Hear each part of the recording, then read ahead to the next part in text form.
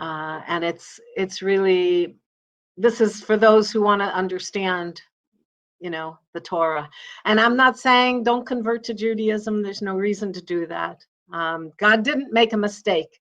If he made you Gentile or he made you Jewish, that doesn't matter, because none of that matters ultimately in the kingdom. All that really matters is our faith and our trust and hope in Yeshua, Jesus, the Messiah. So with that, what kind of trouble are we in? And by the way, I always tell people, ask, can I share your name or your whatever? I say, yeah, go ahead. We're in so much trouble now, it doesn't matter anyway. So the government has tried to kick us out, and in a moment you'll understand why. We are actively sharing Messiah's love here in Israel. And the way we do that is either one-on-one with divine appointments on the street, and I'll talk about that more. Or we work with our sons, Ariel and Avi. And so we have a ministry called Heart of God Ministries. God is with a G-D. And just so when you see that in any of our ministry outreach materials, the reason we do that, that is an Orthodox Jewish custom I grew up with.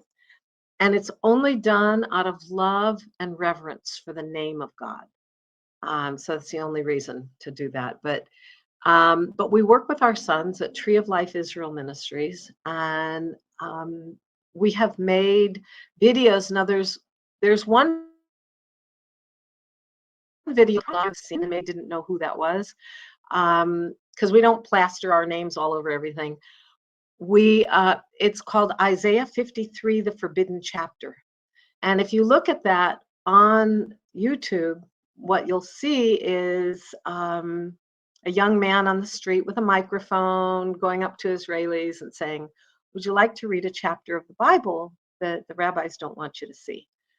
And so what happened with this is many, many Israelis started reading Isaiah 53 for the first time. And they started saying, wait, this isn't from the New Testament. No, it's from the Tanakh. It's from the Old Testament. And they were shocked and said, well, how come we never were told this before? And so that video has gone viral. Over 12 million people have seen it. And over a couple million Israelis have seen it. Almost 2 million Israelis have seen it as well. And what happened is, because it's on social media, and we put a link there for people to call, people would call and respond, many times with curses. Okay, that's to be expected. But many would call and say, can I meet you at a coffee shop? Or can I call you and I have questions. And so thus began this whole openness. And so we started making more and more videos. And there's one that I absolutely love. It's called The Great Jewish Leader.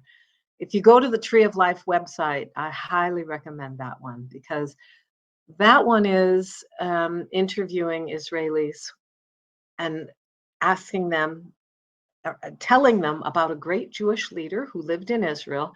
And these are the things he did and said and the impact he had here. And who is it? Let's see if you can guess. And almost nobody guesses. What was the title of that again? The Great Jewish Leader? The Great Jewish Leader. Yeah. And so when they see who it is, that it's Yeshua, okay, some got angry, but many said, I never knew this about him. He's so full of love and compassion, and he was healing and doing good. And so this has generated a huge response. Had other encounters with people where one time I was in Zichron Yaakov, was taking the group to the Aliyah Museum. And I was out of money on my Ravkav. That's how you get the bus, the public transportation. So I told the group, hold on just a minute, I need to run in there. And then I decided to just tell the girl who was in there, and introduce her to the believers on the phone too, while I was filling the Ravkav. And and began to talk with her and began to share. And I asked her, somehow, and this has actually started a whole new thing in prayer walking with my husband too. That time I was alone though. And I asked her, have you ever read the 10 Commandments? And she said, yes. And I said, have you ever broken one? And she said, no. So I said to her, well, you just broke one because you just told a lie. And she said, well, a little lie, And I said, no, it doesn't work that way. Sin is sin. And it could be a big lie, it could be a little lie, it doesn't matter. It's still breaking of what God said we're supposed to honor. And she thought about it. She said, and then something hit her, and I began to share with her. And at the end of the conversation, she said, where can I get a New Testament in Hebrew? I want to read this book. And this is the kind of thing we're seeing. I have so many stories from the altar of prayer. My husband and I, every Wednesday morning, wake up, and we say, okay, Lord, show us, where do you want us to go today? The point is, you're allowed when most people think it's illegal to share Messiah or whatever. I just want to say this, it's important to know. We're not breaking the law, neither is Netiva. They're doing what's perfectly legal.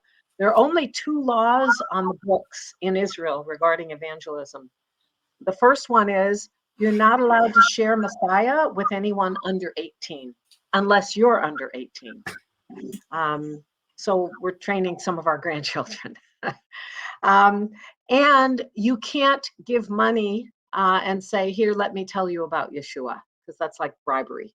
So as Israeli citizens, we obey the laws of the land, and we don't do those 2 things, but we're allowed to do the other things. And Israeli soldiers are allowed at the, what's it called? Like a swearing in, the induction ceremony that they do to join the army. They're allowed to make their vows that they'll serve faithfully on either the Tanakh, the Old Testament, or the Brit Chadashah, the New Testament.